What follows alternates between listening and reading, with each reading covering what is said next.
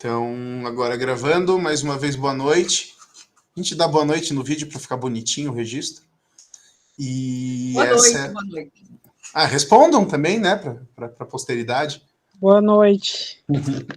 Muito bem. E essa é mais uma aula, que eu acredito que seja a última, do nosso curso de Antropologia e Sociologia do Direito.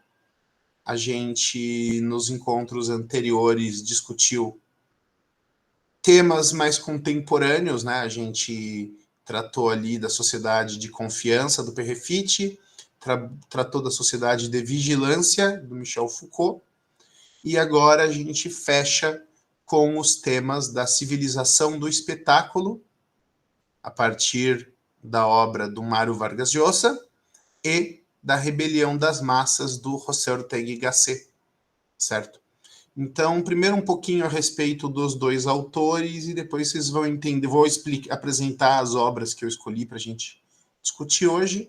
Eu acredito, espero, se eu for bem sucedido aqui nos meus esforços, que vocês entendam por que eu trouxe essas obras e qual que é a relevância delas nesse nosso trabalho de entender um pouquinho do que é o direito a partir da sociologia. O Vargas Llosa nem é sociólogo, ele é, antes de mais nada, um romancista, inclusive premiado com o Prêmio Nobel de Literatura, e o Ortega y Gasset, ele é talvez o grande pensador espanhol do século XX, muso inspirador, assim vamos dizer, da chamada Escola de Madrid, que é uma das escolas de pensamento mais atuantes da filosofia contemporânea, e sociólogo de mão cheia, especialmente num livro dele bem conhecido chamado O Homem e a Gente, em que ele faz uma análise da organização da sociedade humana a partir do aperto de mão. É um livro bem divertido, um livro bem bacana de ler, mas a sua obra mais famosa, e que é um dos meus livros preferidos na vida, é um dos meus livros de formação, que eu sempre retorno e que eu já li algumas vezes, que é esse A Rebelião das Massas, tá certo? Então, Civilização do Espetáculo, Radiografia do Nosso Tempo e da Nossa Cultura, e Rebelião das Massas, do Ortega y Gasset. O Tiago aí chegando. Então, deixa eu tirar a falta dele. Tiago, boa noite.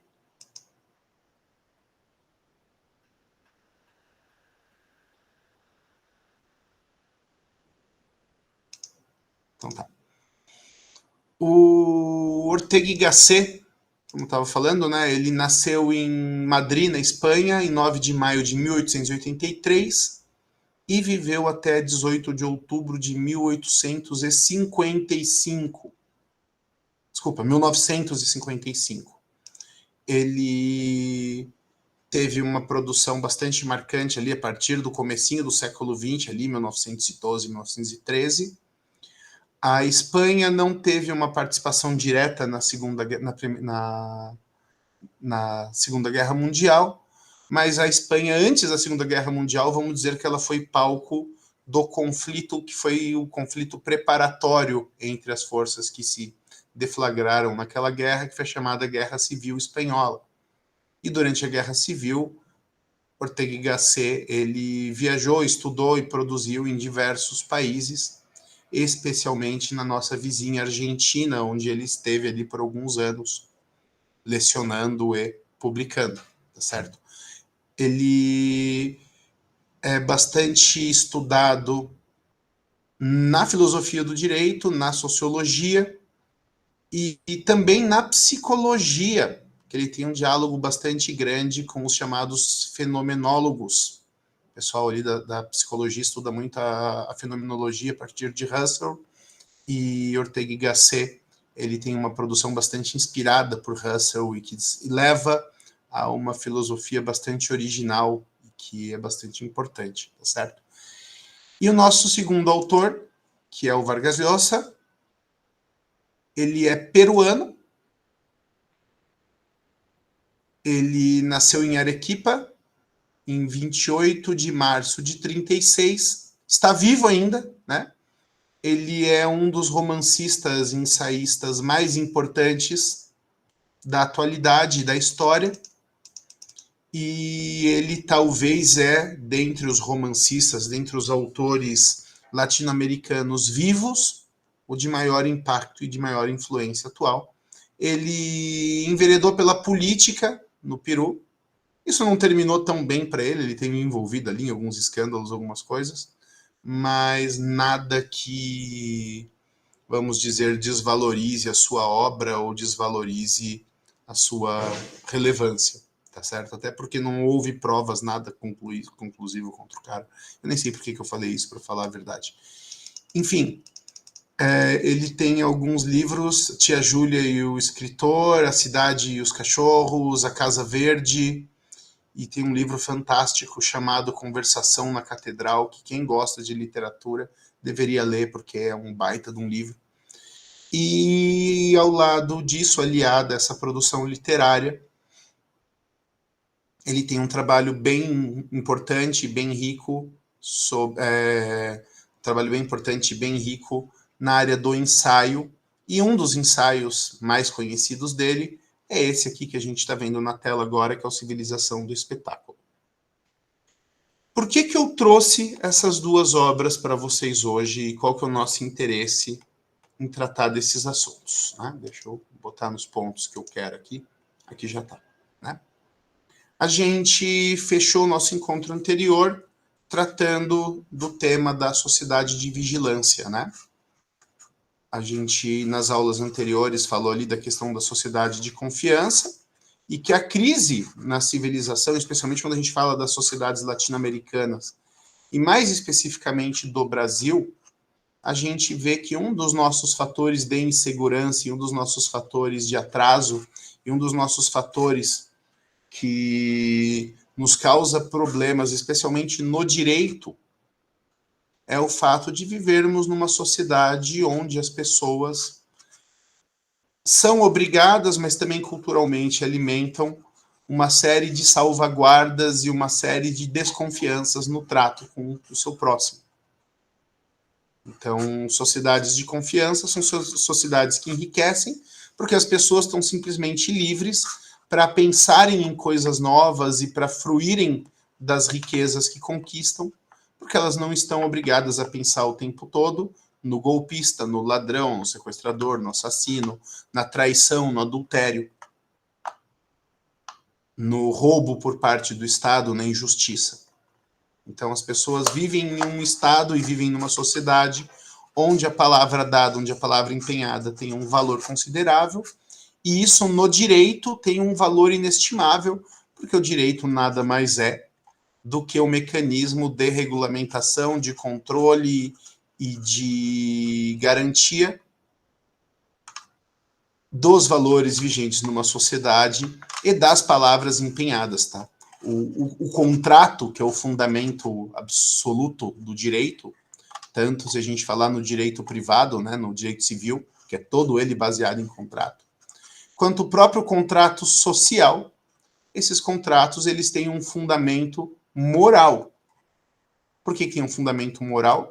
Porque o contrato nada mais é do que um acordo de vontades, e esse acordo de vontades, para ser observado por toda a sociedade, ele precisa, em primeiro lugar, ser respeitado pelas próprias pessoas que empenharam nele a sua palavra. Certo? Então, o primeiro fundamento de um contrato, mais do que o direito, mais do que a força, mais do que a lei, é a vontade das partes de entrarem nas relações jurídicas de boa fé. Certo? Acaba que nisso a gente tem a nossa revisão, né, do conteúdo do semestre, porque eu estou retomando esses assuntos. A Cláudia chegou. Oi, Cláudia, boa noite. Bem-vinda.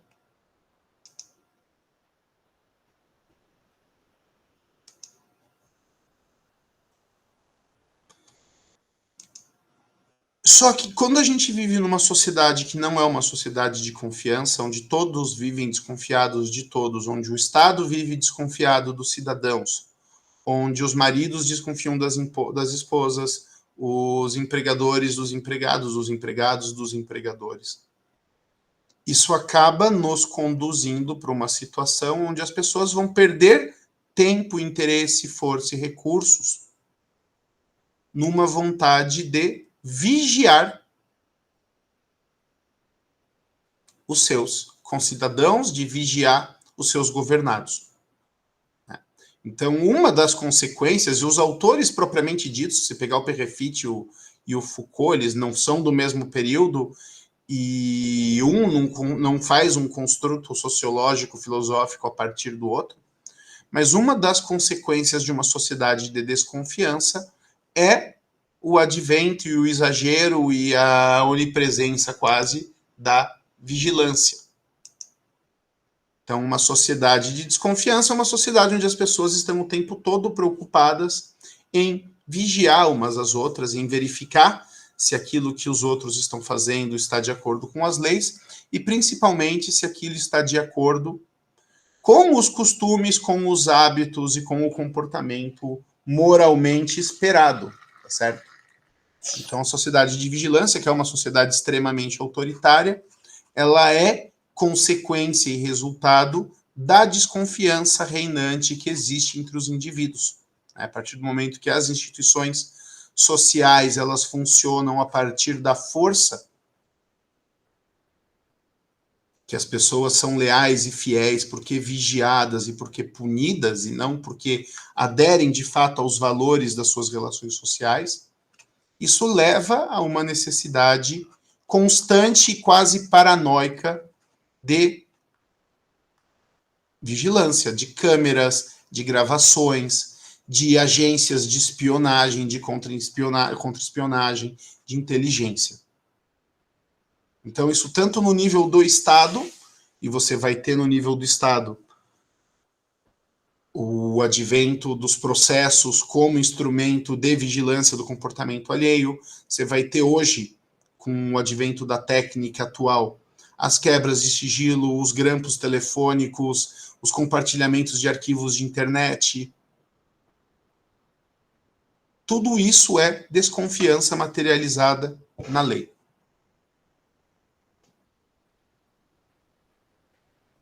E a gente tem ainda um outro fator que vem ali do nosso histórico sociológico, que a gente tratou em aulas anteriores, né? Do desenraizamento das pessoas que são aglomeradas nas cidades, do fato de que o poder centralizado nas sociedades capitalistas leva a uma descaracterização das culturas mais tradicionais, das culturas mais orgânicas, das culturas, vamos dizer, rurais, católicas, antigas. Isso a gente falou nas nossas aulas anteriores, a gente falou no nosso primeiro bimestre, eu acredito que vocês se lembram. Isso nos leva ao fenômeno que Ortega y Gasset descreve no seu livro, que é o da massificação da vida em sociedade. Então eu vou ler um pedacinho dessa obra, da Rebelião das Massas, porque Ortega y Gasset vai falar disso melhor do que eu. Depois eu chego comentando, dando meus palpites, para a gente contextualizar isso dentro aí do estado atual e da situação atual do nosso curso, certo? Isso aqui é o que a gente pode chamar, e o Ortega y Gasset chama de fato das aglomerações.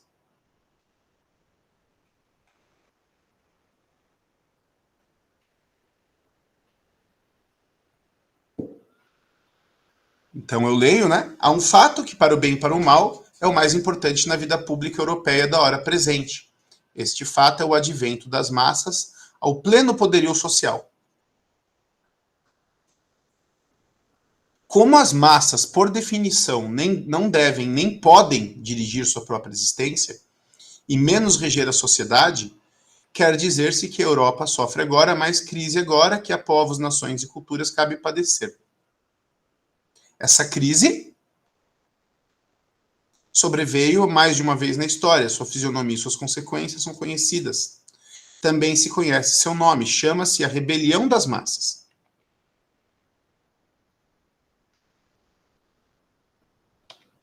Talvez para a inteligência do formidável fato, convém que se evite dar desde já as palavras rebelião, massas, poderio social um significado exclusivo ou primariamente político, a vida pública não é só política, mas ao mesmo tempo, ainda antes, intelectual, moral, econômica, religiosa.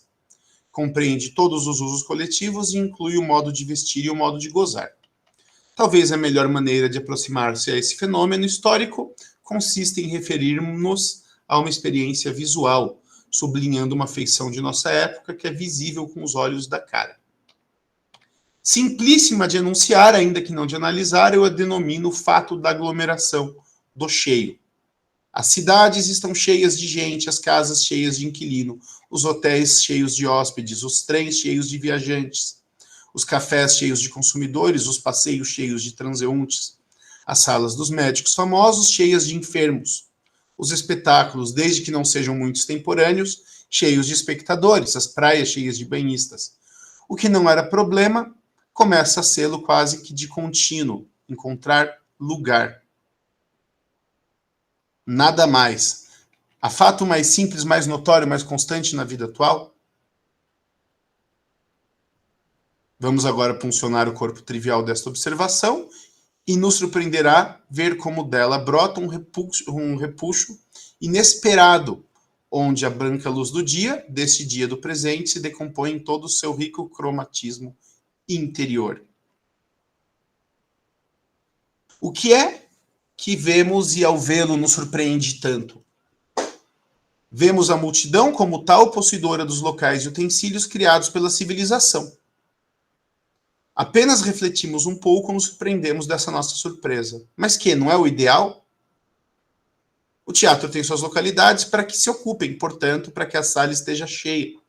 E do mesmo modo, os assentos, o vagão ferroviário e os quartos de hotel. Sim, não há dúvida. Mas o fato é que antes nenhum destes estabelecimentos e veículos costumavam estar cheios. E agora transbordam. Fica fora gente afanosa de usufruí-los. Embora o fato seja lógico natural, não se pode desconhecer que antes não acontecia e agora sim. Portanto, que houve uma mudança, uma inovação, a qual justifica, pelo menos no primeiro momento, nossa surpresa.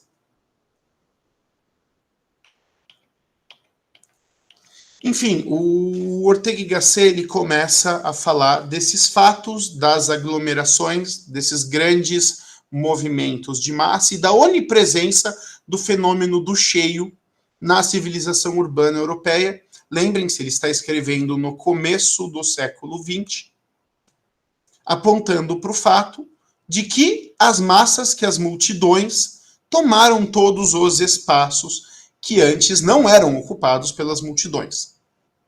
E, num primeiro momento, isso pode parecer um argumento um tanto elitista, né? Tipo aquelas pessoas que reclamam de que os aeroportos estão cheios de gente que antes estavam nas rodoviárias, sabe? Mas não é esse o argumento, não é essa crítica. Aliás, não é uma crítica, é uma constatação. Mas é uma mudança na perspectiva da sociedade a partir desse esvaziamento do campo, a partir dessa sobreaglomeração das cidades e a partir principalmente do fenômeno daquilo que a gente se convencionou a chamar de democracia de massas. Vamos pular aqui.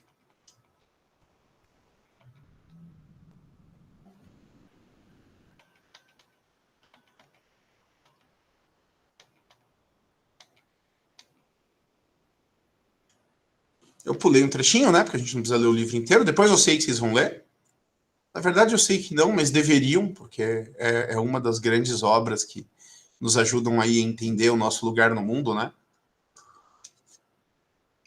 Então, a multidão, de repente, tornou-se visível e instalou-se nos lugares preferentes da sociedade. Antes, se existia, passava inadvertida, ocupava o fundo do cenário social. Agora, adiantou-se até as gambiarras. Ela é o personagem principal. Não há protagonista, só há o coro. O conceito de multidão é quantitativo e visual, traduzamo-lo sem alterá-lo à terminologia sociológica. Então, achamos a ideia de massa social. A sociedade é sempre uma unidade dinâmica de dois fatores, minorias e massas. As minorias são indivíduos ou grupos de indivíduos especialmente qualificados. A massa é o conjunto de pessoas não especialmente qualificadas. Não se entenda, pois, por massas só, nem principalmente as massas operárias. Massa é o homem médio. Guardem esse argumento, guardem essa frase. Deste modo, se converte o que era meramente quantidade, a multidão, numa determinação qualitativa. É a qualidade comum, é o monstrengo social, é o homem, enquanto não se diferencia de outros homens, mas que repete em si um tipo genérico.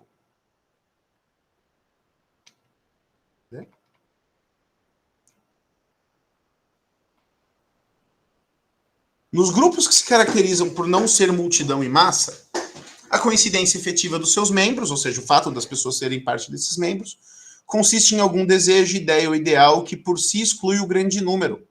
Para formar uma minoria, seja qual seja, é preciso antes que cada qual se separe da multidão por razões essenciais, relativamente individuais. Sua coincidência com os outros que formam a minoria é, pois, secundária. Peraí que está travando aqui o mouse.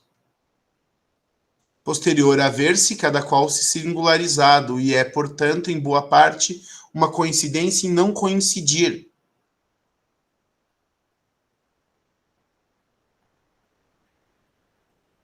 A rigor, a massa pode definir-se como fato psicológico sem necessidade de esperar que apareçam os indivíduos em aglomeração.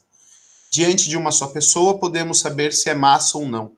Massa é todo aquele que não valoriza a si mesmo por razões especiais, mas que se sente como todo mundo, entre aspas, e entretanto não se angustia. Sente-se à vontade ao sentir-se idêntico aos demais.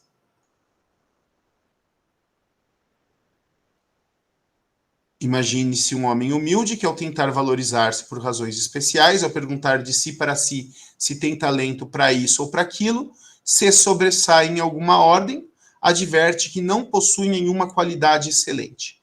Este homem sentir-se-á medíocre e vulgar e mal dotado, mas não se sentirá massa.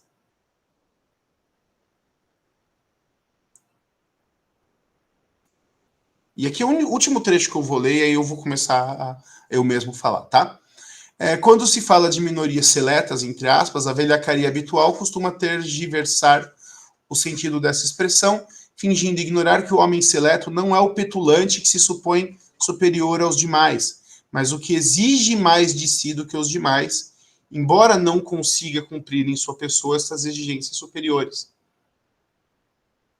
É indubitável que a divisão mais radical que cabe fazer na humanidade é esta em duas classes de criaturas: as que exigem muito de si e acumulam sobre si mesmas dificuldades e deveres, e as que não exigem de si nada especial, mas que para elas mas que para elas viver é ser em cada instante o que já são, sem esforço de perfeição em si mesmas, boias que vão à deriva.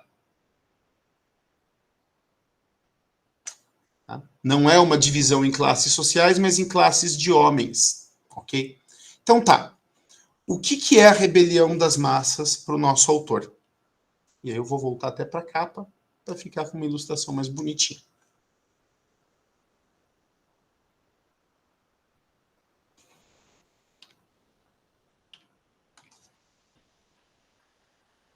O que é a rebelião das massas? O que é o homem massa para o nosso autor?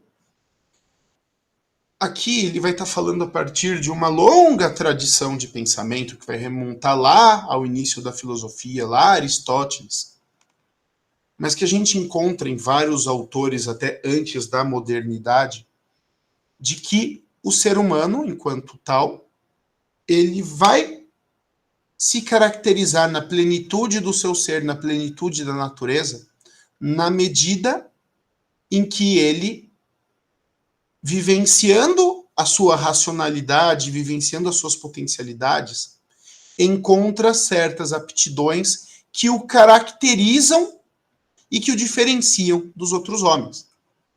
Então, todos vocês que estão aqui, por exemplo, eu acredito que tenham um gosto e uma atração pelo direito.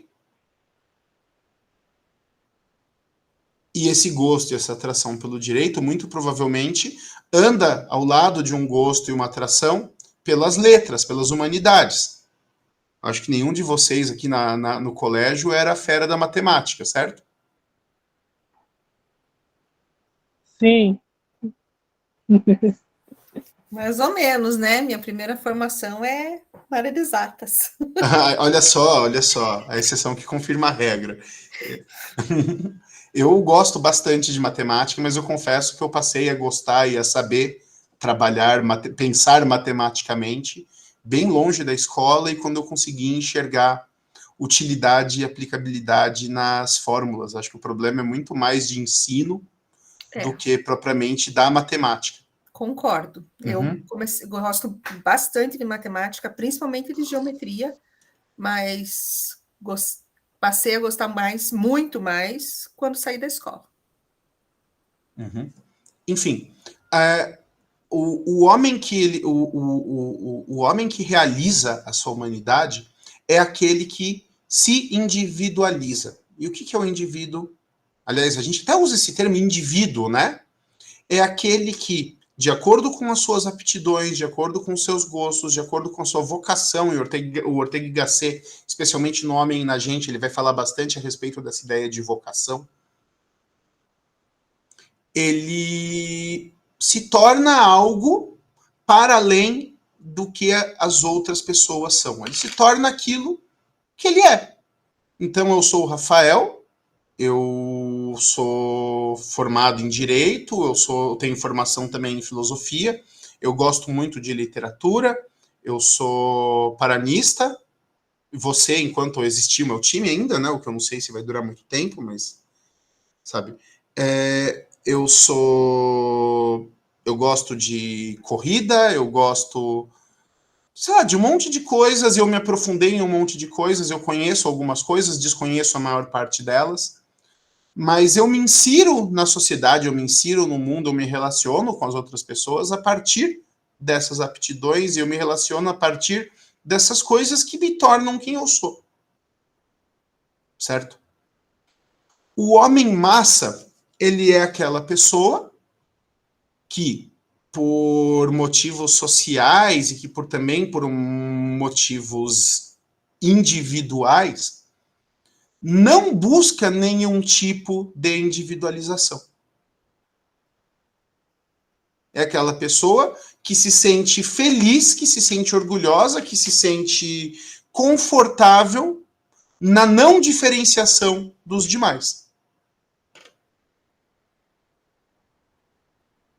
Sabe, aquela pessoa que está satisfeita em parecer com todo mundo se parece, em agir como todo mundo age e em pertencer a um grupo maior pelo fato de esse grupo ser maior, e por isso a pessoa consegue confirmar a sua presença no mundo e a sua presença na sociedade pelo número.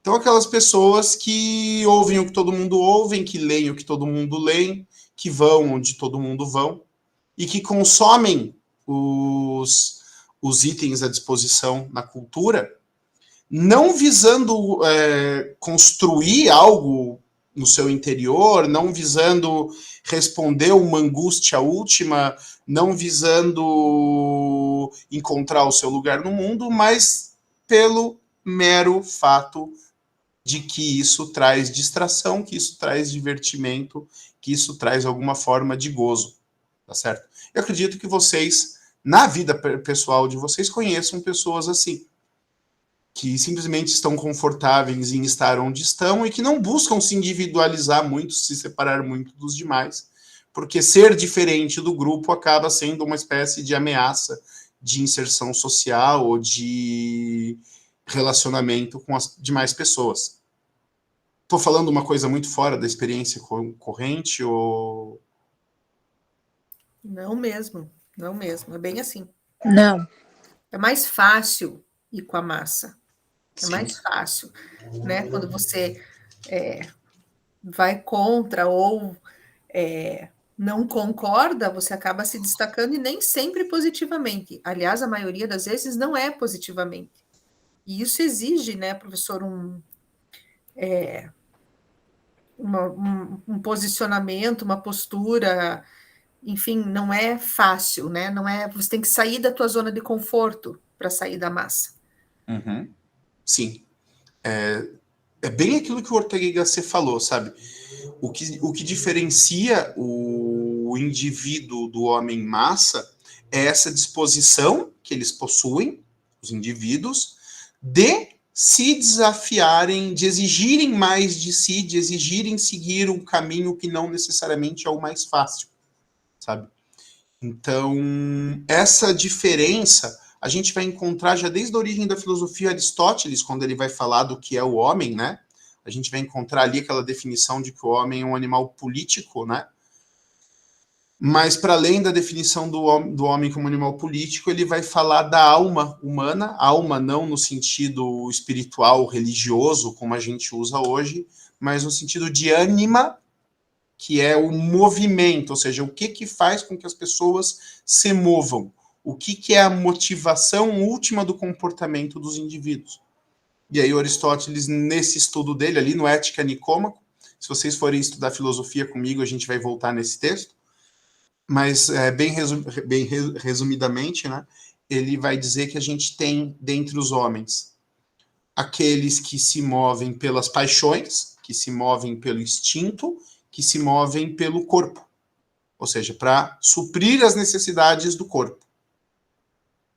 A gente tem aqueles homens que conseguem superar isso de alguma forma e se movem politicamente, e não no sentido de política partidária, de competição política, mas que se movem no sentido de se relacionarem bem socialmente na polis, na cidade, que buscam não apenas alimentar o corpo, mas que buscam também ser bem vistos pelos demais, que tem por objetivo último a honra.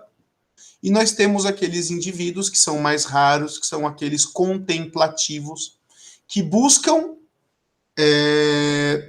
se comportar e que movem as suas ações no sentido de fazer aquilo que é belo, que é bom e que é verdadeiro, não porque isso vai trazer prazer para o corpo e suprir as necessidades biológicas, ou porque os outros vão honrar esse esforço, mas porque acreditam que esses valores e que o belo, o bom e o verdadeiro devem ser buscados em si mesmos, tá certo? Historicamente, essas pessoas que são movidas pela honra e pelo belo, pelo bom e pelo verdadeiro, elas guiam a sociedade. É aquilo que em política se chama de aristocracia. Aristóis são os melhores. Então, a aristocracia é o governo dos melhores. E toda a civilização, segundo Ortega y Gasset, e eu acredito nele como uma criança acredita em Papai Noel a respeito desse assunto, toda civilização é aristocrática e, na medida que deixa de ser aristocrática, deixa de ser civilização. No sentido de que Rudolf Steiner, ele é um dos que segue nessa vereda da filosofia clássica, e quando ele trata de belo, bom e verdadeiro, ele está dialogando ali diretamente com os autores clássicos, e especialmente com Platão e Aristóteles. Pô, bacana que você tem essa leitura. É o que a gente mais lê e estuda aqui, professor. Eu já fiz formação em pedagogia Waldorf, em pedagogia curativa, em germinária, em pedagogia social. Tenho mais de 1000 títulos do Rudolf Steiner. Poxa, que legal, que legal. É um autor... Eu não tenho tanta leitura dele, mas tudo que eu li eu gostei muito, assim. Eu gosto muito, muito. É onde eu pauto a minha vida, assim, no que ele traz. Poxa, que legal. E é curioso, né? Porque para os antigos, essa união, essa unidade entre belo, bom e verdadeiro era o que eles chamavam de Deus. Momento curiosidade histórico-filosófica, né?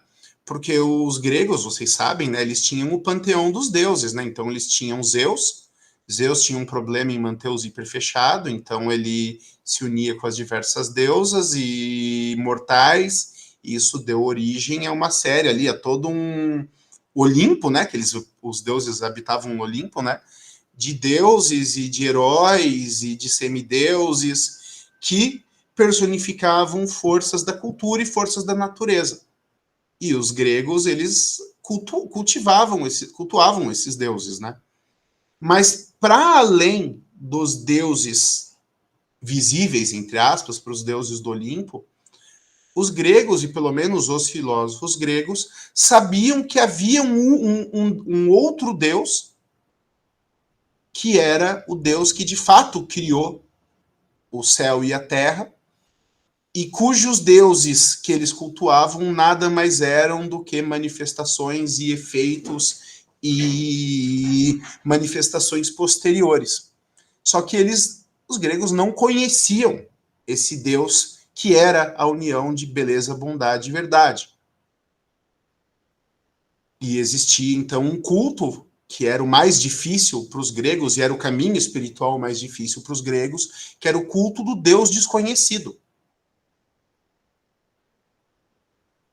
E é curioso, né, quando você vai ler a Bíblia, quando São Paulo vai à Grécia, e você vê isso lá na carta aos Coríntios, né?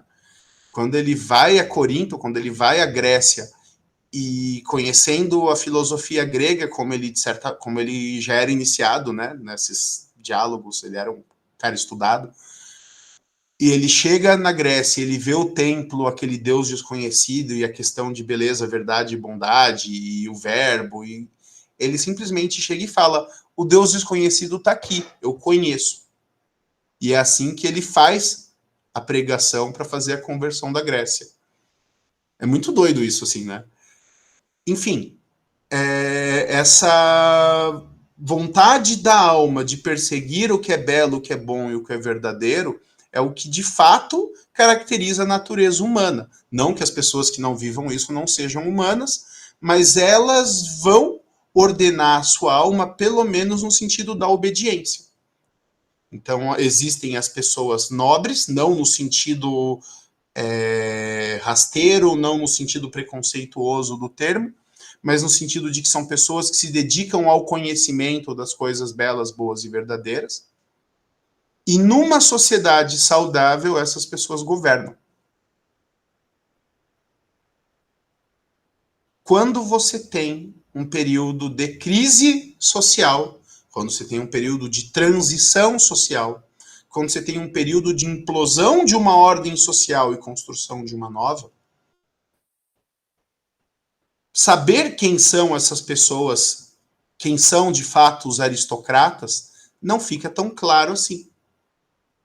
Todo mundo é a favor da aristocracia desde que o aristocrata seja a própria pessoa, né? Eu sou a favor da aristocracia desde que o aristocrata seja eu. Eu sou monarquista desde que eu seja rei. Porque é difícil reconhecer no outro essas virtudes que nos levem à obediência. E a rebelião das massas, como consequência do processo de massificação, do processo de industrialização que a gente descreveu ali com Durkheim, com Marx, com Weber, ela vai ser simplesmente o fato de que as massas, ou seja, essas pessoas indistintas, porque objeto de processos de migração e de destruição de uma cultura rural e de uma explosão populacional que foi causada ali pela urbanização, elas simplesmente não reconhecem a autoridade das pessoas ditas aristocratas. Então, para elas, ser igual a todo mundo, tá bom. E essas pessoas vão ocupar o espaço da cultura, e aí vai surgir uma literatura produzida para massa. Sabe, livro de aeroporto? Uma vez eu estava com a minha esposa numa livraria conceituada lá em São Paulo, sabe? E metade dos livros que estavam no balcão era Seja Foda, Bote Pra Fuder, Infodere-se, O Cara Mais Foda de não sei aonde. E eu comentando assim com ela, e ela estava procurando um livro do Machado de Assis, que estava numa prateleira literalmente atrás de uma coluna. Escondido, sabe? E aquele monte de foda-se, foda-se, foda-se, foda-se brilhando no meio da livraria. E eu comentei, falei, cara, isso é a materialização da rebelião das massas, sabe? Aí a vendedora que estava de ouvido, assim, acho que estava caçando gente, coisa para vender, ela é gente sem preconceito literário. Aí eu olhei assim pra cara dela, falei, meu, vai cuidar da tua vida, para de ouvir conversa dos outros, meu, sai daqui, tá ligado? Enfim,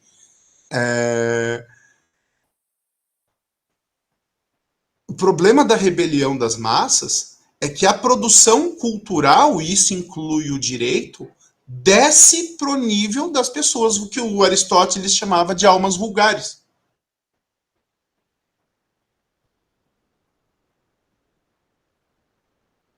Então, a literatura vai ser feita para atender essa maioria, porque a gente vive uma sociedade capitalista, as empresas têm que vender, as editoras têm que vender.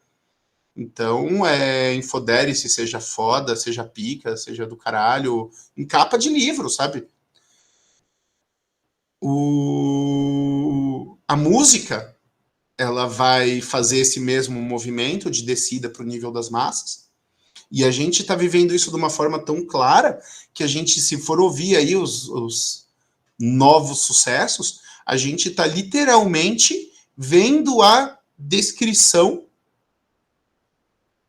Não é nem erótica, sabe? É quase. Sabe? Não é nem sensual, não é nem erótica, é quase maquinal do ato sexual. É sentadinha, ela lambe, ela senta, ele bota, sabe? É a vulgaridade no sentido do vulgo, do comum, daquilo que todo mundo faz, daquilo que não tem nada de especial, sabe? Levada ao extremo. Porque assim, a televisão é reality show de comida, é reality show de pessoas convivendo, a música falando de sexo. Cara, comer e trepar são coisas que todo mundo faz, não tem nada de especial nisso. São coisas inerentes ao fato de ser um ser vivo que caminha sobre a Terra.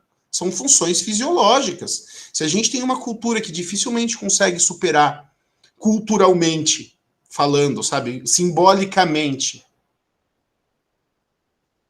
a mera fisiologia, a gente tem um rebaixamento gigantesco das nossas possibilidades de pensamento, sabe?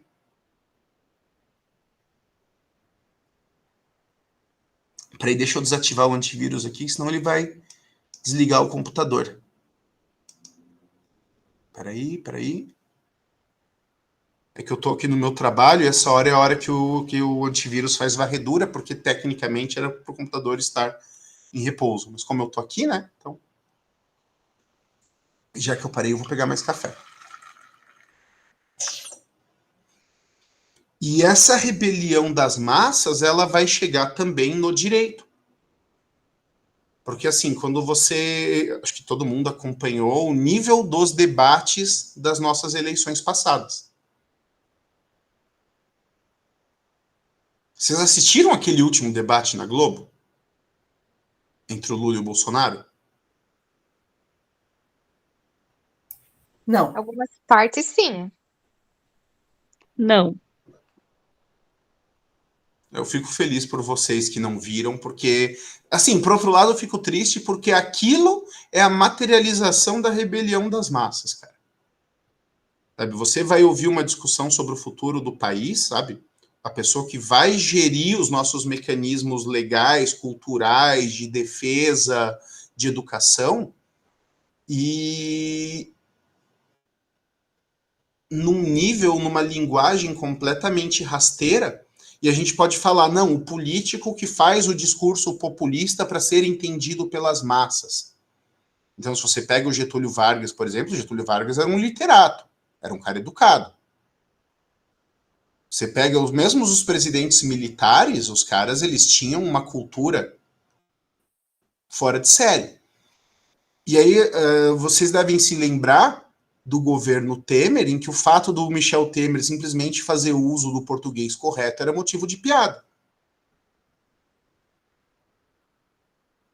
Porque ele usava mesóclises e ênclises no português dele, porque ele é um professor de direito e foi educado para falar direito. Como se espera que vocês, enquanto futuras operadoras do direito, futuros operadores, também o façam. Sabe? Isso é a rebelião das massas. Cara, você vai estudar para quê? Ou você chega falando o português correto e é visto com preconceito por pessoas que... Ah, mas para que isso aí se a gente se entende falando gíria? Para que a leitura? Eu não leio, eu só vejo vídeo. Vai fazer faculdade para quê? Eu pego o meu empreguinho, tomo minha cerveja. Essa vontade de indistinção, de não querer... E eu não digo nem que eu não querer se destacar, porque as pessoas querem se destacar. Elas, como dizia o Andy Warhol, né? Todo mundo sonha com seus 15 segundos de fama. Mas a pessoa querer se destacar por ser um perfeito modelo da pessoa comum. Por ser um perfeito modelo do discurso político corrente, por ser um perfeito modelo da prática socialmente estabelecida. Então, é uma competição para ver quem é mais comum e a pessoa acha que está sendo altamente destacada fazendo o que todo mundo faz. Consumindo signos de cultura simplesmente para mostrar conformismo, sabe? Então, é quem tem a fala mais vulgar, quem tem... sabe, eu não estou falando contra a fala vulgar em si. Tá? Assim, me entendam. A gente vive numa época de rebelião das massas e muitas vezes eu acabo tendo medo de ser mal entendido e eu parto do pressuposto de que vocês, pelo mero fato de estarem aqui, não são massa. Tá? Então eu acho que eu não preciso ficar me desculpando pelas minhas falas, assim, sabe? Porque a ideia não é ofender o vulgar tem um lugar, o vulgar tem um valor, vulgar é do vulgo, vulgar é o que é comum, sabe? Mas quando a produção cultural, quando a produção do direito, quando a produção da música, quando a produção da literatura se volta exclusivamente para isso, você tem um fechamento de horizonte tão grande que acaba impedindo que essas pessoas sigam o caminho da individualização. Sabe, é o sujeito que está numa sala de aula de uma escola ruim, de uma periferia, cercado por 40 pessoas que são iguais a ele e que vai ser visto como estranho se ele resolver seguir o caminho do estudo.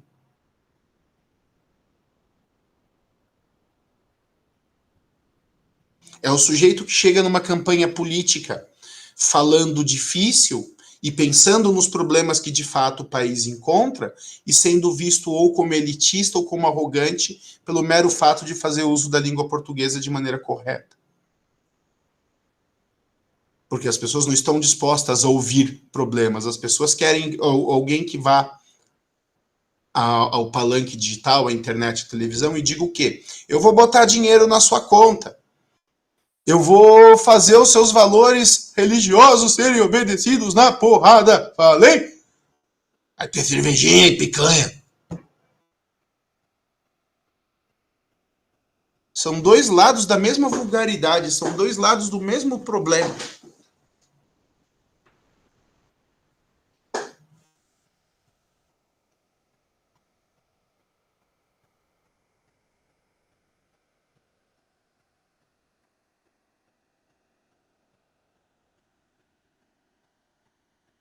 E aí, como que isso vai se materializar como política pública?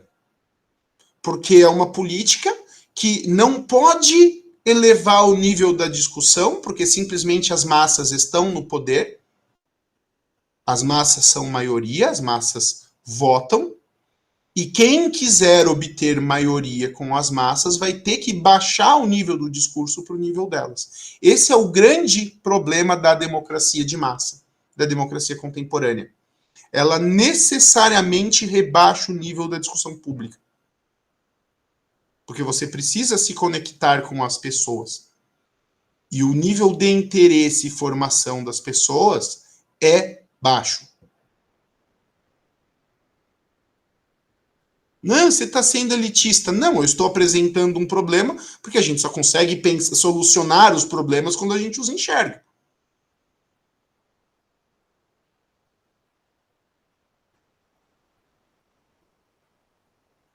Sabe, se a gente tem uma eleição, a gente tem eleição discutida por interpretação rasteira da Bíblia, cervejinha e picanha, é porque a gente está num problema civilizacional.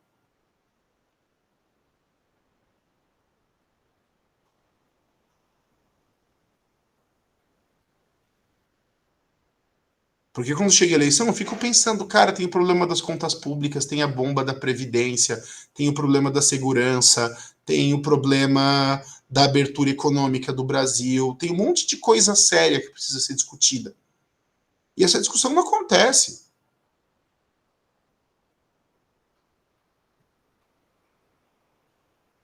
E aí, como é que isso vira direito? Isso vai virar direito num mecanismo bizarro que a gente vem vivenciando, que é o da chamada política dos afetos e que é o da chamada... eu chamo isso, né? Eu tenho até um artigo a respeito disso, depois eu vou compartilhar com vocês, de sectarização da sociedade. A sociedade ela vai se fechando em seitas. Porque a partir do momento que você não tem distinções para formar a sociedade civil, você tem, claro que tem, mas não numa intensidade, num reconhecimento social, a ponto de que isso consiga dirigir a vida da sociedade, você vai ter as pessoas, porque as pessoas precisam se identificar com alguém, com alguma coisa, criando vínculos sociais com base em situações que são meramente fisiológicas. Então é o coletivo da sexualidade, é o coletivo da cor da pele, é o coletivo da nacionalidade. O nacionalismo entra nisso, o racismo entra nisso, as questões de gênero entram nisso.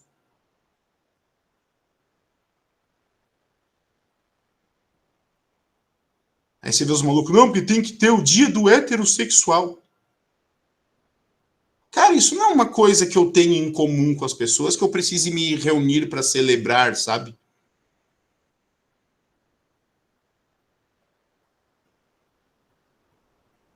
E o problema da sociedade de rebelião das massas, e que isso vai se materializar muito forte com o problema da vigilância, é que o Estado ele vai voltar o aparato repressor, as empresas vão voltar o seu aparato repressor, e as pessoas nas suas vidas individuais vão voltar seus aparatos repressores para aqueles indivíduos que buscarem a chamada individualização, que quiserem romper com o comportamento de manada e de massa.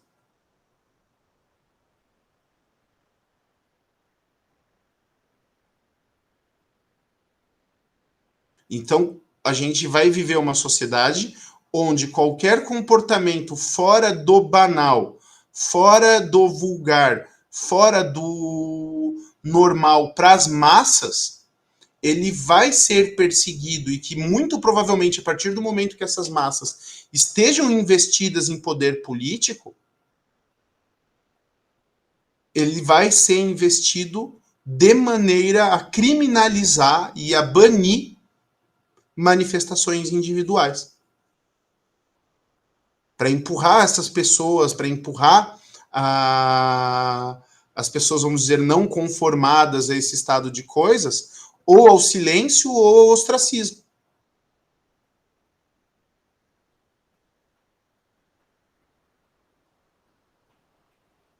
Para mim é um tema de preocupação assim gigantesca, sabe? Porque nós temos grandes debates civilizacionais a fazer no Brasil e a gente não consegue desenvolver a conversa para além do fisiológico, para além da raiva, para além, sabe? A gente fala hoje tanto em discurso de ódio, sabe? E é justamente por quê? Porque por que o discurso resvala para o ódio? Porque o homem massa, que caracteriza a maior parte da população, e esse problema não é só do Brasil, ele não consegue articular simbolicamente o seu desconforto. Então ele vai simplesmente ver o diferente como uma ameaça. É um modo de vida que depende quase que integralmente da confirmação dele na vida do outro. Então o que eu faço não é errado porque todo mundo faz. E a presença do diferente é percebida como ameaça.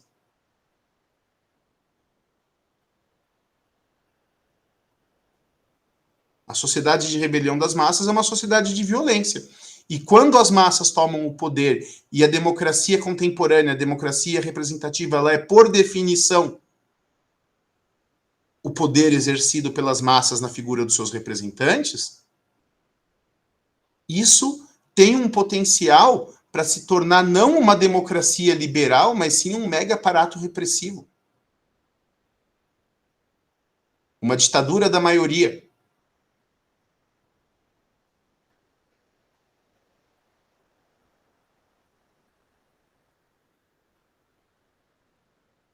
Certo? Eu acho essas coisas todas assim assustadoras, sabe? Porque o indivíduo ele chega naquela situação que, armado da própria ignorância, ele se sente em condições de discutir o conhecimento que vem da ciência, que vem da cultura. Então eu vi esses dias na internet um astrônomo que foi convidado para participar de uma dessas rodas aí de conversa, de podcast, para discutir com um terraplanista.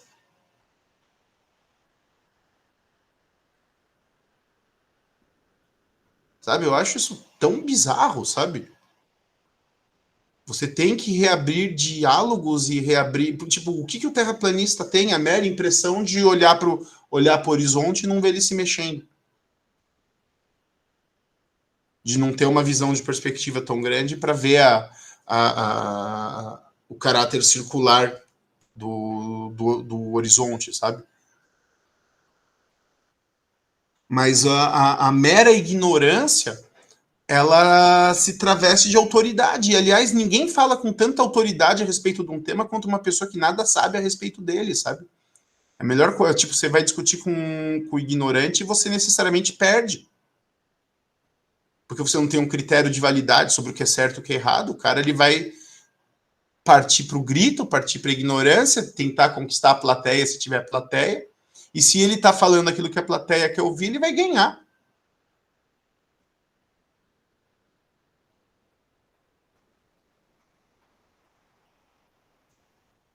Já tentaram discutir, vocês que estão estudando direito agora, tentaram discutir algum tema jurídico com alguém que se sente prejudicado e tem certeza que está certo?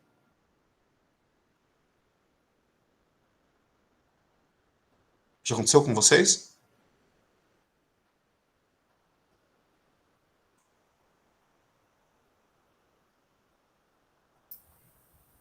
Sempre acontece alguma coisa desse tipo, né?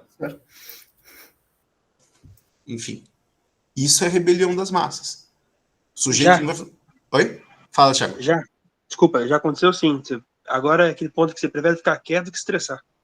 Uhum. Você vê a barbárie acontecendo, aquela opinião totalmente reversada e sendo posta como lei, e você fala, beleza, legal. É mais econômico do que discutir. E a questão é que numa civilização que está em ascendência e não decadente como a civilização ocidental, deveria ser o contrário.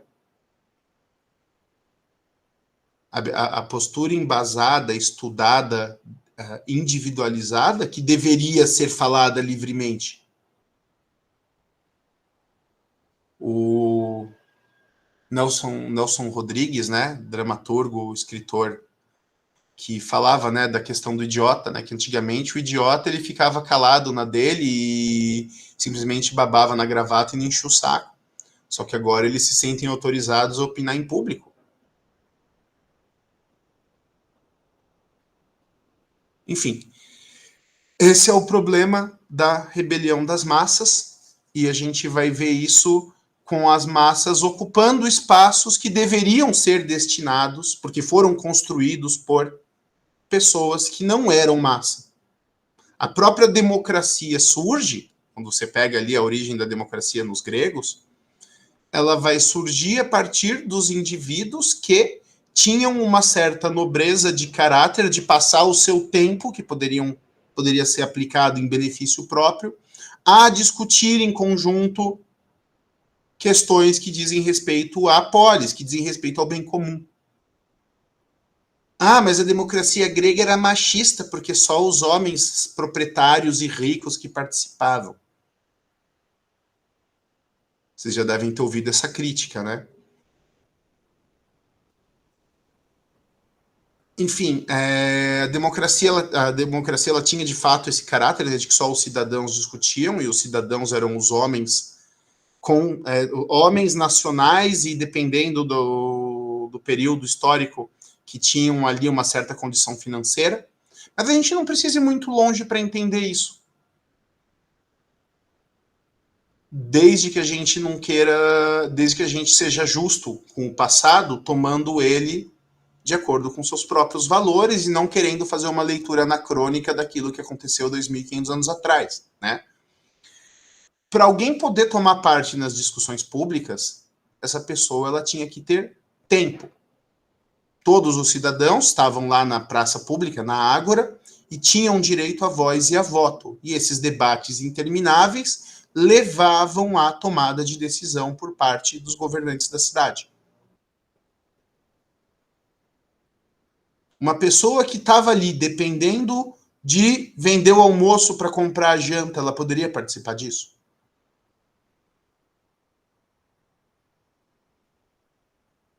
Numa época sem contracepção, as mulheres que estavam em casa, cuidando da casa e das crianças, poderiam participar disso? Obviamente que essa sociedade poderia ser mais aberta, e esse processo de abertura da sociedade levou alguns milênios, mas ele aconteceu e vem acontecendo ainda. Mas a questão a respeito da democracia, ela era a democracia surge como um espaço onde os homens distintos, os homens que tinham algo a acrescentar na sociedade, levavam os seus saberes profissionais, a sua experiência bélica, o seu saber filosófico, a sua experiência no comércio, para compartilhar isso com a cidade, e desse conjunto de saberes se construiu o governo. E daí surge esse ideal que a gente persegue até hoje, que é de uma comunidade de homens livres, de pessoas livres que governam a si mesmas.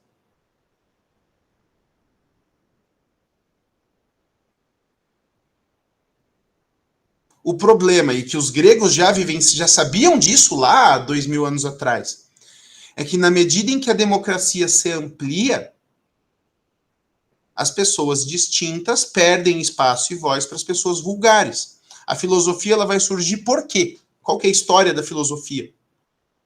A filosofia vai surgir numa reação contra os chamados sofistas. E o que eram os sofistas? Eram professores de retórica, professores de discurso, que ensinavam os políticos, as pessoas que participavam da polis, ou seja, os cidadãos, a discursar para conquistar a maior parte dos votos.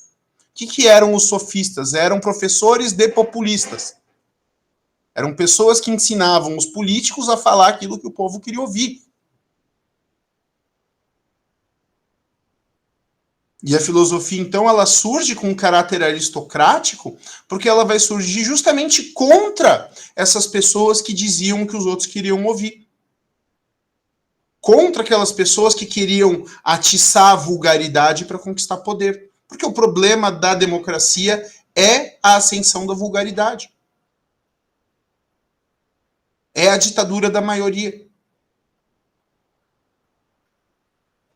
É a equivalência entre ignorância e conhecimento.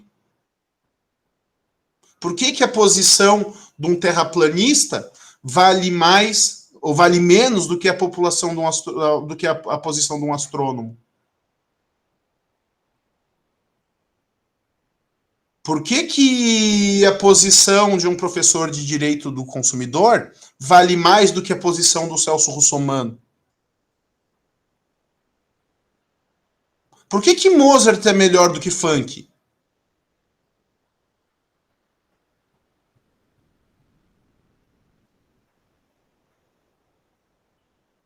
Vocês veem que fora de um argumento de autoridade é difícil responder essas questões?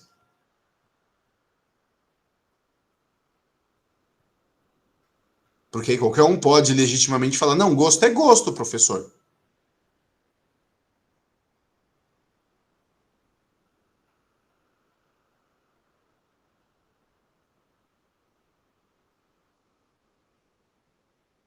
Só que essa do gosto é gosto você acaba fazendo o quê? Você acaba levando a situações que são insustentáveis, como igualar vacina e antivacina, como igualar terraplanismo e astronomia.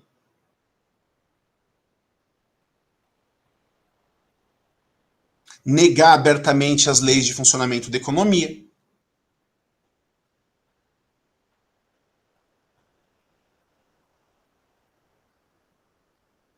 Não, eu quero. O Estado tem que conceder direitos de maneira indistinta. Quem que paga? Os ricos pagam, foda-se. E na hora que isso destrói o sistema econômico, joga todo mundo na miséria. Então chega uma hora que você tem uma objetividade que é da verdade, que é a objetividade do que é belo, do que é bom, do que é verdadeiro. E a democracia, as massas são perenes a isso, porque elas não querem se aprofundar no belo, no bom e no verdadeiro para se distanciar da vulgaridade. E isso nos traz ao nosso segundo livro de hoje, que é o Civilização do Espetáculo.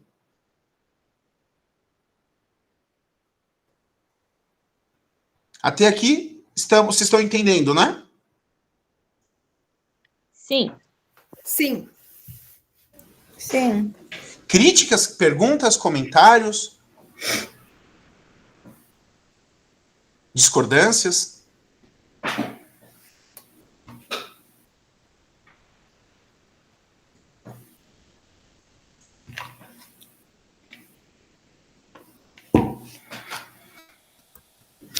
Professor, comentários, a gente poderia ficar à noite aqui falando sobre isso. Pô, a gente tem até as 10, pô.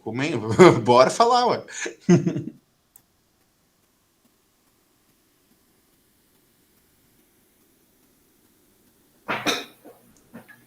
Por isso que eu queria ter essa aula presencialmente. Pena que não deu certo, cara. Porque é um tema que é muito rico, assim. E pessoalmente a conversa flui melhor.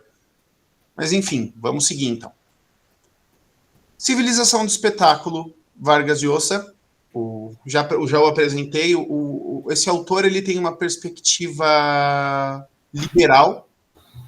Vamos dizer que ele é um autor de direita, digamos. Essas definições, direita, esquerda, dizem muito pouco, assim. Mas ele tem uma perspectiva mais à direita. Mas tem um outro autor que é o Guy Debord, francês, marxista, que tem um livro também chamado Civilização do Espetáculo, e ele, seguindo pelas vias marxistas, chega à mesma problemática e a conclusões muito parecidas. Tá? Então, você vê que não é uma questão enviesada, não é uma questão ideológica, é um problema que está aí, sabe? Então, vamos ler. Civilização do Espetáculo, e eu vou citar, né?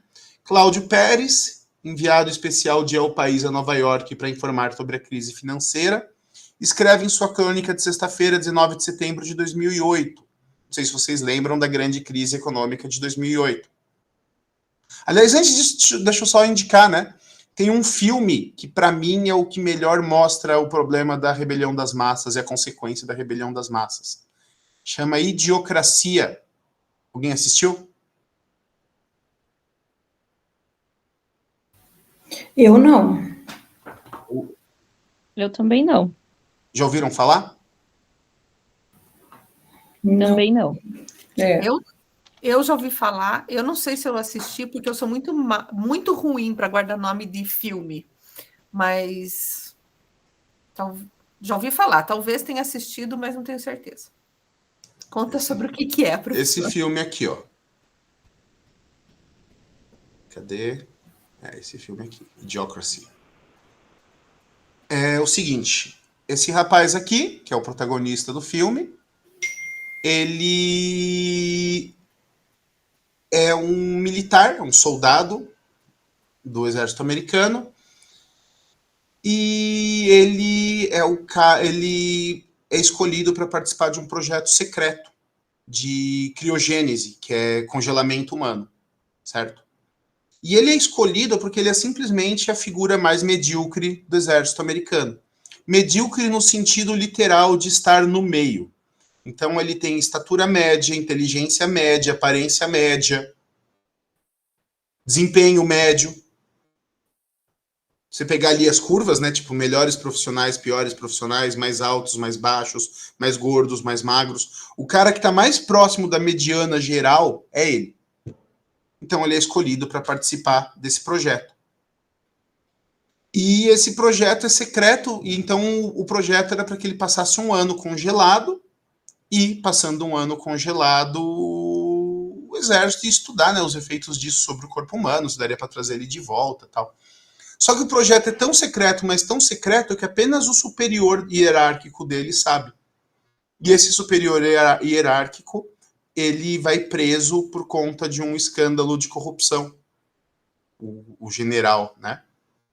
E aí, como ele tá preso e ninguém mais sabe, o cara fica congelado e ele passa 500 anos congelado.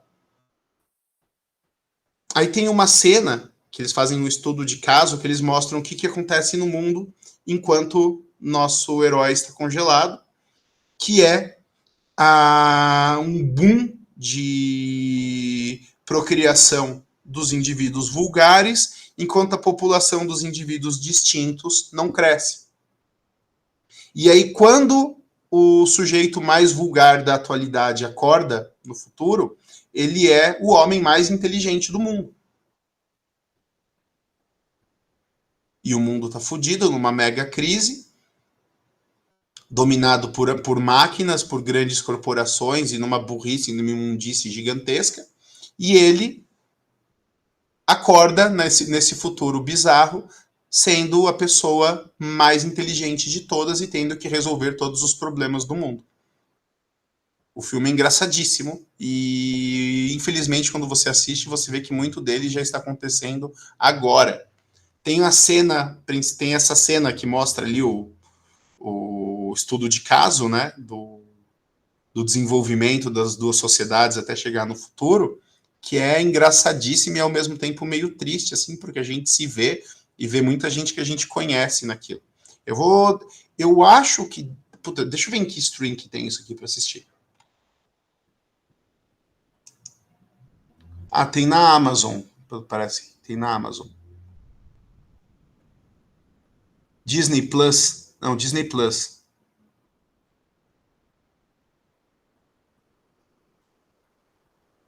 Prime Video. Ah, tem que descobrir onde que tem, eu vou mandar o link para vocês. E tem em torrent também, né? Tem aquela pirataria bacana que dá pra gente assistir. Mas enfim. Por que eu falei de Idiocracy? Ah, era só indicação antes da leitura. Tá. Então vamos voltar. Cláudio Pérez, enviado especial de El País a Nova York para informar sobre a crise financeira, escreve sua crônica de sexta-feira, 19 de setembro de 2008. Os tabloides de Nova York estão como loucos em busca de um corretor da bolsa que se atire no vazio do alto de algum dos imponentes arranha-céus que abrigam os grandes bancos de investimento. Ídolos caídos que o furacão financeiro está transformando em cinzas. Vamos reter por um momento essa imagem na memória, uma multidão de fotógrafos de paparazzi espreitando as alturas com as câmeras... Estou baixando aqui. Opa. Com as câmeras prontas para captar o primeiro suicida que encarne de maneira gráfica, dramática e espetacular a hecatombe financeira que fez evaporar bilhões de dólares e mergulhou na ruína grandes empresas e inúmeros cidadãos. Não creio que haja imagem que resuma melhor a civilização de que fazemos parte. Vocês já devem ter ouvido falar na grande crise de 2008, quando o mercado financeiro americano, a partir do sistema de financiamento imobiliário deles, implodiu e arrastou a economia mundial numa crise cujos efeitos a gente sente até hoje. Vocês não sei se lembram, mas já devem ter ouvido falar dessa história, desse fenômeno. Certo? A imagem que ele está descrevendo é essa. Quando a crise explodiu e num dia 2 grandes bancos americanos faliram, os fotógrafos ficaram em Wall Street esperando suicídios. Então você tinha um monte de gente com as câmeras paradinhas ali apontando a câmera, com as câmeras paradinhas ali apontando para cima, esperando quem ia ser o primeiro executivo investidor que ia se jogar do alto da janela. Então, essa é a imagem que o nosso autor usa para ilustrar o que ele quer falar de civilização do espetáculo. O que quer dizer civilização de espetáculo? É a civilização de um mundo onde o primeiro lugar na tabela de valores vigente é ocupado pelo entretenimento, onde divertir-se, escapar do tédio e a paixão universal. Esse ideal de vida é perfeitamente legítimo, sem dúvida, só um puritano fanático poderia reprovar os membros de uma sociedade que quisessem dar descontração, relaxamento, humor e diversão a vidas geralmente enquadradas em rotinas deprimentes e às vezes imbecilizantes. Mas transformar em valor supremo essa propensão natural a divertir-se tem consequências inesperadas: banalização da cultura, generalização da frivolidade e, no campo da informação, a proliferação do jornalismo irresponsável, da bisbilhotice e do escândalo. Seguir a leitura. O que fez o Ocidente ir resvalando para uma civilização desse tipo? O bem-estar que se seguiu aos anos de privações da Segunda Guerra Mundial e a escassez dos primeiros anos pós-guerra. Depois dessa etapa duríssima, seguiu-se um período de extraordinário desenvolvimento econômico. Em todas as sociedades democráticas e liberais da América do Norte e da Europa, as classes médias cresceram como uma bola de neve, a mobilidade social se intensificou e, ao mesmo tempo, ocorreu notável abertura dos parâmetros morais, a começar pela vida sexual, tradicionalmente refreada pelas igrejas e pelo laicismo púdico das organizações políticas, tanto de esquerda como de direita.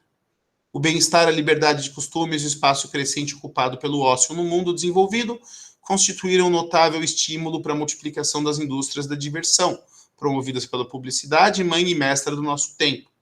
Desse modo sistêmico, ao mesmo tempo insensível, não se entediar e evitar o que perturba, preocupa e angustia passou a ser, para setores sociais cada vez mais amplos, do vértice à base da pirâmide social, o preceito de toda uma geração. Aquilo que Ortega y Gasset, o nosso outro autor aqui, chamava de espírito de nosso tempo.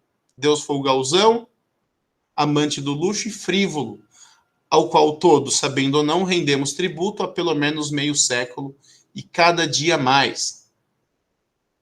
Outro fator não menos importante para que essa realidade fosse forjada foi a democratização da cultura. Trata de fenômeno nascido de intenções altruístas. A cultura não podia continuar sendo patrimônio de uma elite. Uma sociedade liberal e democrática tinha a obrigação de pôr a cultura ao alcance de todos por meio da educação, mas também da promoção e subvenção das artes, das letras e demais manifestações culturais. Essa louvável filosofia teve o indesejado efeito de trivializar e mediocrizar a vida cultural, em que certa facilitação formal e superficialidade de conteúdo dos produtos culturais se justificavam em razão do propósito cívico de chegar à maioria. A quantidade em detrimento da qualidade.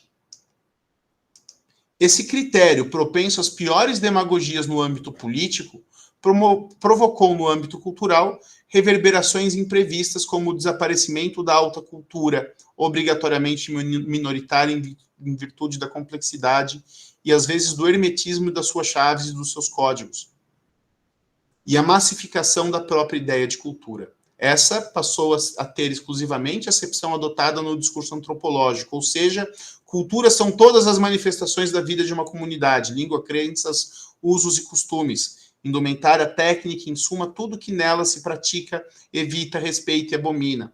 Quando a ideia de cultura passa a ser uma amálgama semelhante, é inevitável que ela possa chegar a ser entendida apenas como uma maneira agradável de passar o tempo.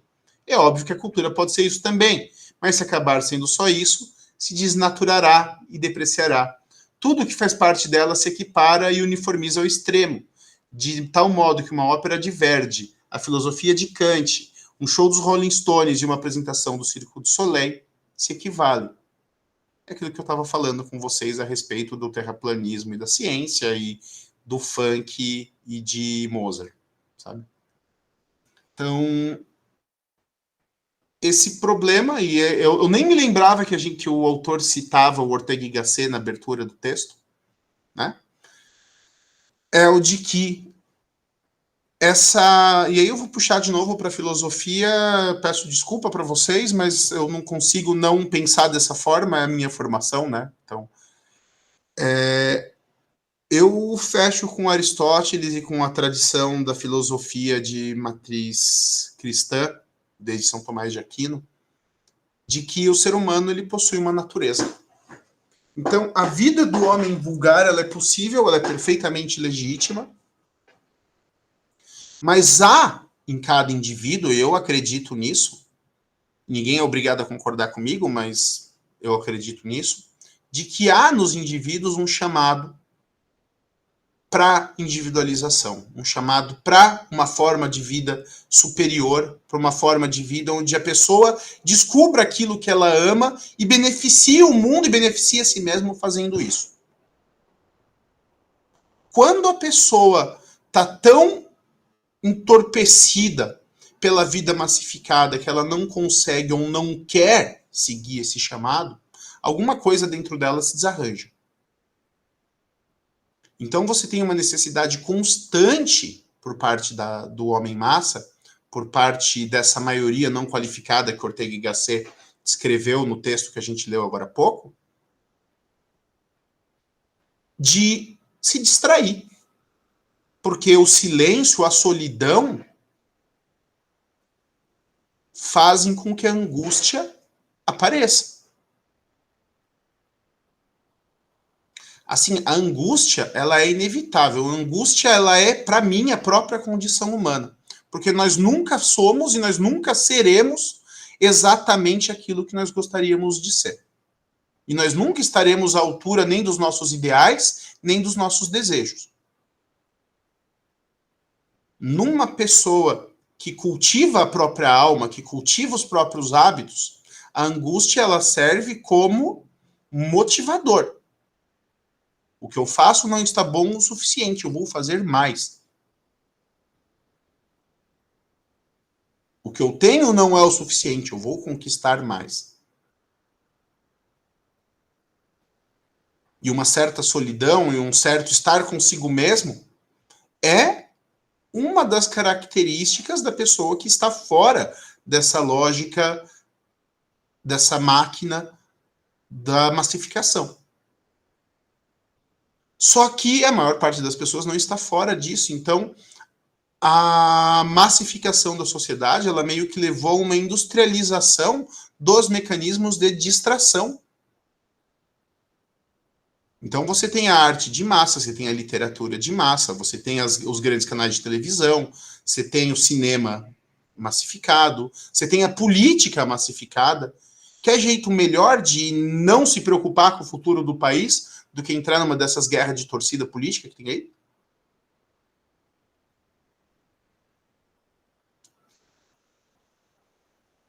De não pensar na própria realidade, transferindo tudo para um reality show?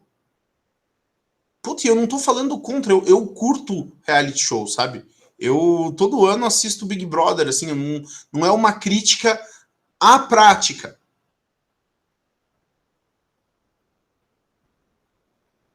Mas sim a essa equiparação.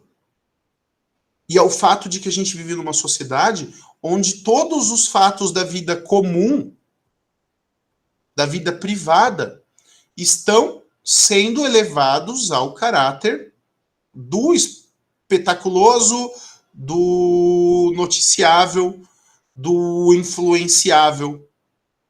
Então as pessoas elas têm tanta necessidade de se conformar, de dizer que o modo de vida delas está ok, que essa necessidade numa sociedade capitalista vai se traduzir em demanda, e toda demanda na economia capitalista encontra uma oferta. Então vai ter ali um exército de atores, escritores, influencers, estúdios, que vão produzir material para dizer que a vida da massa é a única vida correta. Que a vida da vulgaridade é a vida ok. E que o que se desvia disso é um problema.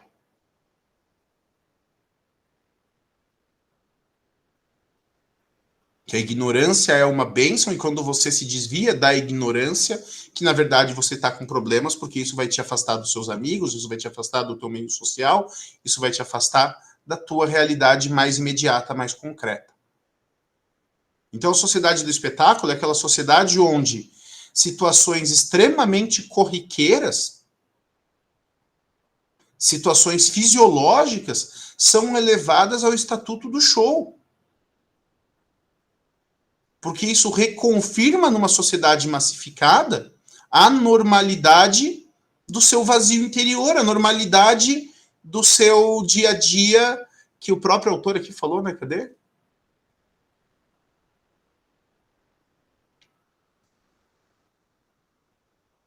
Cadê?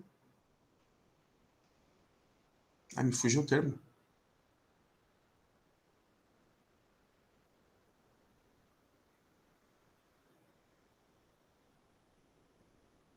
Ah, fugiu aqui. Mas enfim. Uma característica dessa época de espetáculo é o que? Essa fuga da angústia. Então as pessoas têm que estar felizes o tempo todo. Puta, mano, gente feliz dá no saco, o cara enche o saco. Gente feliz o tempo todo, que tá o tempo todo sorrindo, o tempo todo tem que estar dançando. E, sabe, você pega o clichê do brasileiro médio vendido aí pela imprensa, é o cara que tá o tempo todo dançando, o tempo todo feliz, o tempo todo dando risada, fala alto, escrachado. Isso é cansativo.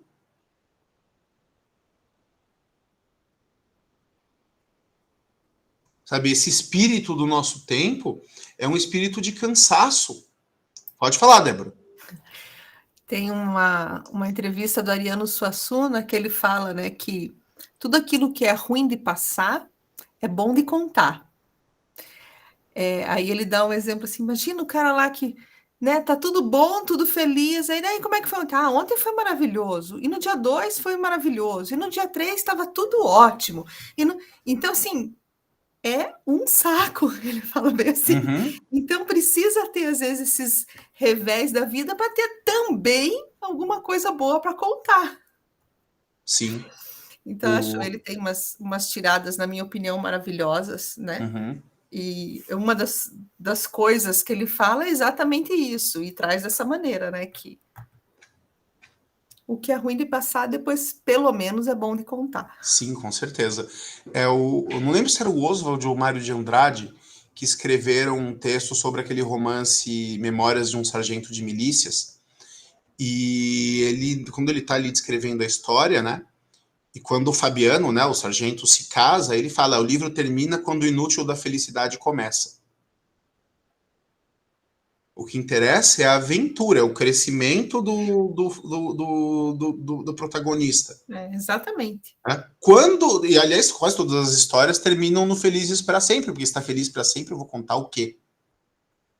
Sabe? Se tá tudo bem, se tá todo mundo da hora, feliz dançando na praia, tem muita coisa para dizer, sabe? Os próprios reality shows, eles ficam interessantes quando os conflitos humanos se intensificam, quando você tem ali as amizades, as inimizades e as intrigas. Quando tá tudo legal, quando tá tudo bom, é chato. Né? E isso aqui, né, que o Gasset fala, né, que é o espírito do tempo, e ele tem um texto lindo no Rebelião das Massas, onde ele vai falar da altura dos tempos, né, dos tempos que eram considerados melhores, mais elevados e menos elevados, né, e a gente tem essa quase que obsessão em evitar a angústia, em evitar o tédio, e que eu diria que é uma angústia por evitar. O Vargas Llosa também vai falar isso mais adiante no livro, que é um desespero por evitar a responsabilidade. Porque, no fim das contas, nós somos radicalmente responsáveis pelo estatuto da nossa vida. A gente pode culpar o governo, a gente pode culpar os nossos pais, a gente pode culpar a economia, pode culpar o capitalismo, a gente pode culpar quem a gente quiser. Mas a responsabilidade, no fim das contas, é nossa com a gente mesmo, quando a gente bota a cabeça no travesseiro à noite e julga os nossos próprios atos. E uma das características dessa fuga da responsabilidade é justamente, o Vargas Llosa escreve a respeito disso, o fato do crescimento exponencial do uso de entorpecentes. A gente olha para o problema das drogas pensando muito na questão de política criminal, ainda mais quando a gente fala de direito, né? Então vai descriminalizar, não vai descriminalizar, qual que é a política de controle de danos, qual que é a política de repressão, guerras, drogas, apreensões.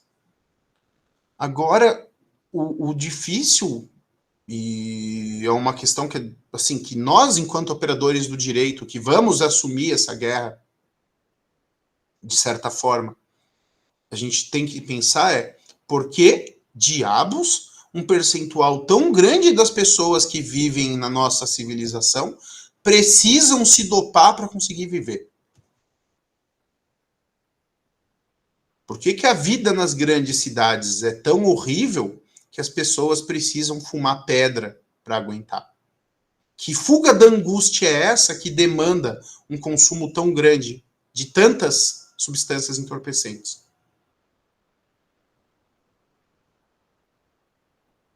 Sabe? Por que as pessoas precisam se jogar tanto em vícios de toda sorte, ou em seitas, ou em radicalismos, ou em discussões estúpidas de internet, ou em substâncias entorpecentes no álcool? Do que a gente está fugindo, meu Deus do céu? Sabe? Franciele. Eu acredito que, por causa da exposição que existe hoje em dia, é pregado muito o belo, o perfeito, a grama do vizinho é verde e a minha não é. E por isso a vida do outro é mais atrativa. Eu não vejo problema, eu não vejo as coisas ruins que acontecem com aquela pessoa, até porque a gente vai expor o que é belo, o que é bom. Claro. E isso acaba que as pessoas querem fugir da realidade. E ficam umas mentindo para as outras, né, nas redes, né? Tipo, a competição de quem é mais, de quem é mais, entre aspas, normal. Sabe? E quem tá mais feliz, e quem viaja mais, e quem bebe mais, e quem bota mais, sei lá, cara. Quem tá mais na moda, quem consome mais. O que eu tenho a mais, a minha bolsa de marca, o meu carro é tal, as viagens que eu faço. Uhum. E no fim das contas, de alguma forma, lidando com angústia por meio de algum mecanismo de fuga. Ou é o vício em consumo, ou é o vício em jogo, é droga, é uma prática não espiritual da religião, meio que de seita, sabe?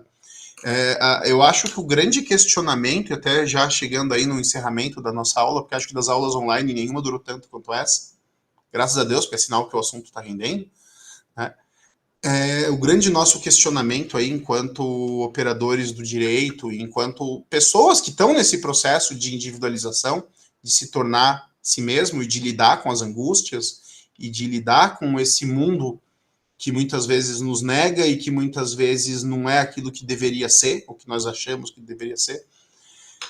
Sabe, eu acho que o questionamento que fica é até que ponto que a gente consegue se colocar, né, enquanto pessoa, enquanto profissional, enquanto indivíduo, perante os problemas, não como uma postura de quem meramente reproduz aí os discursos, os argumentos do poder, sabe? De quem meramente repete fórmulas prontas porque é o confortável, mas que, sabe, tá perante os problemas para resolvê-los e tá perante os problemas para crescer perante eles. Porque é muito fácil, assim, o homem massa do direito é o legalista. Vocês vão encontrar muitos na carreira de vocês.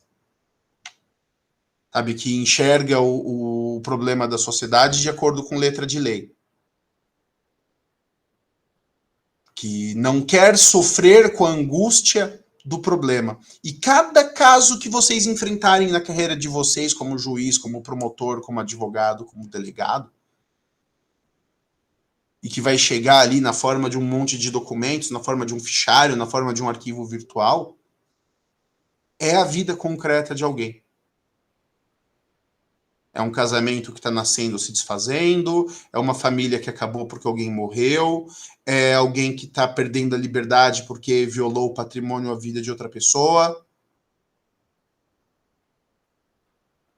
Então, sempre há por detrás do caso que se apresentar perante vocês, Não importa qual, eu não sei para que carreira vocês vão, eu não sei para que área vocês vão trabalhar, mas sempre tem por detrás de cada realidade profissional que a gente recebe no direito uma realidade individual grave e um sintoma de uma questão social, que é grave também, sabe? E a gente não pode cair na massificação. A gente que está seguindo uma carreira por chamado de uma vocação, a gente não pode cair na armadilha da massificação. A gente não pode cair no tudo é igual, no tanto faz. Porque para fazer isso já tem um monte de gente no mercado fazendo isso, sabe? Para ser profissional de merda, já tá cheio. O mundo não precisa de mais gente ruim trabalhando. Tá sobrando, sabe? Então, esse espírito do tempo, ele demanda que a gente esteja disposto a dialogar com essa nossa angústia, ao invés de fugir dela. E fugir dessa espetacularização da vida, e fugir dessa massificação da vida, para que a gente consiga, e eu vou fechar trazendo Ortega y Gasset de novo. O Ortega y Gasset, ele tem uma frase que é uma das que eu tomo assim para minha vida, sabe? Que ele fala que eu sou eu e a minha circunstância. E se eu não salvo a minha circunstância, eu não me salvo. Sabe? Porque essa visão que a gente traz da sociedade massificada, ela é muito negativa, né? Porque parece que é um problema sem solução. No macro, não tem solução. Eu não acredito que um super político vai vir de Marte e vai fazer com que as pessoas votem de acordo com os interesses ocultos das suas almas, ao invés de buscarem a cervejinha, sabe? Mas eu acredito que nós, na nossa vida pessoal, na nossa circunstância, nos nossos desafios, nos nossos problemas, a gente consiga fazer a diferença. A gente consegue fazer a diferença.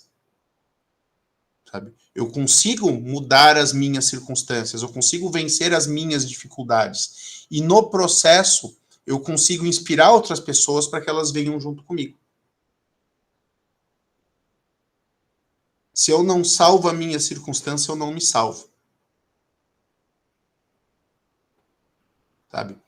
Para além do espírito do tempo, para além da massificação, para além da falta de confiança, para além da vigilância, existem indivíduos que são responsáveis pela própria felicidade, são responsáveis pelos próprios atos. Nós carregamos isso, querendo ou não, gostando ou não. E cabe a nós, portanto, assumir esse peso, assumir essa responsabilidade e nos tornarmos a melhor pessoa possível dentro das nossas capacidades e dentro das nossas possibilidades, tá certo? Bom, gente, o que eu tinha para falar na aula de hoje era isso, e não só na aula de hoje, mas no nosso curso também, porque, como eu falei, né, na prática esse é o nosso último encontro, apesar de estarmos apenas em 9 de setembro, porque na semana que vem vocês vão ter aula na terça e na quinta com o professor Fadel, e na outra semana a gente tem a apresentação das APS, e inclusive o meu grupo de APS que está aí presente, né? Sim. Vamos conversar amanhã para a gente terminar de encaminhar esse trabalho e entregar no prazo, tá certo? Qual sala que o professor vai estar? Oi? Eu Em vou qual estar sala, na professor? sala 3. 3? Sala 3. Se eu não estiver lá, estou na sala dos professores. Ok. Se eu não tiver em nenhum dos dois, eu estou lá fora fumando. Tá bom. A gente te encontra. Vocês me acham, o campus não é tão grande assim, vocês vão conseguir me achar, não se preocupem. Com certeza. Tá bom, então, pessoal, obrigado aí pela oportunidade de estar com vocês nesse semestre, de fazer parte aí da formação de vocês. Eu gostei bastante aí dos nossos encontros, das nossas aulas. Espero que tenha sido proveitoso aí, que vocês tenham aprendido alguma coisa que seja útil na formação de vocês daqui até o final do curso, e especialmente na carreira e na vida de vocês, tá bom? Sim, foi muito bom, professor. Muito, muito obrigada, professor Rafael. Eu que sou grato, eu aprendo muito mais com vocês comigo. Obrigada, professor. Tá bom? E espero que nos encontremos aí nos próximos semestres. Sim. Sim. Então é isso aí, gente. Fiquem com Deus, boa noite. Para quem é Só uma pergunta. Oi, pode falar, Cláudia. A atividade para entregar, você quer que mande no grupo, no seu e-mail? No meu e-mail. Manda tudo no meu e-mail, porque senão começa a receber num monte de lugar, e aí na hora que eu tenho que avaliar tudo, eu não encontro. Uhum. Gmail ou Hotmail? Hotmail. Hotmail, ok. Tudo no Hotmail. Ok, Beleza? tá bom. Então, pessoal, obrigado aí. E a Obrigada. gente se fala. Pessoal do meu grupo de APS, até amanhã. E os demais, Sim. não tem aula, mas a gente se vê no dia das apresentações. Sim, sim. Tchau, Valeu, boa gente. noite. Até mais, boa noite. Até mais, boa noite. Boa noite. Boa noite. Boa noite, tchau. Tá.